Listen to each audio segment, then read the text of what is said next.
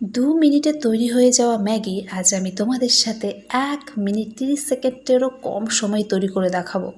তোমরা বলবে এটা কি করে পসিবল? আসলে এই যুগে দাঁড়িয়ে সব কিছু করাই পসিবল। আজকে আমার একটা কাজে বেরোনোর কথা আছে, সো একটু তাড়াহুড়োও ছিল। আর এই দিকে মেয়ে বায়না করে বসেছে ম্যাগি খাবে।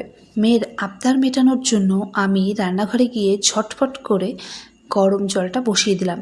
যখন জলটা ফুটে এলো তখন আমি সেই জলে ম্যাগিগুলোকে খুব ভালো করে সেদ্ধ করে নিলাম আর এক্সেস জলটাকে ফেলে দিলাম। তারপর ফ্রাইং প্যানে একটু বাটার দিয়ে তার মধ্যে পেঁয়াজ কুচো, গাজর কুচো আর আলু কুচোকে খুব ভালো করে পরিমাণ মতো নুন হলুদ দিয়ে ভেজে নিলাম।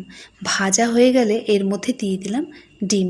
তারপর এটাকে খুব ভালো করে ভেজে নিয়ে সেখানেই আমি দিয়ে দেব সেদ্ধ করে জল ঝরিয়ে রাখা ম্যাগি। আমি যতটুকু জানি ম্যাগি যখন তৈরি করা হয় তখন ম্যাগিগুলোকে তেলে ভাজা হয়, আর যেটা আমাদের স্বাস্থ্যের জন্য একদম ঠিক না। কিন্তু কি করব বলো, বাচ্চার বায়না, তাই আমার এই সেদ্ধ করে জল ঝরিয়ে দেওয়ার প্রসেস। যাই হোক, আমি কিন্তু ম্যাগিতে কোনো রকম ম্যাগি মশলা ইউজ করি না, কারণ এটা আরও বেশি ক্ষতিকারক। হ্যাঁ, আরেকটা কথা, আমি সবার মতন সাজুগুজু করে ম্যানেজেবল হয়ে ভিডিও করতে পারি না, তার জন্য আমি সত্যি দুঃখিত।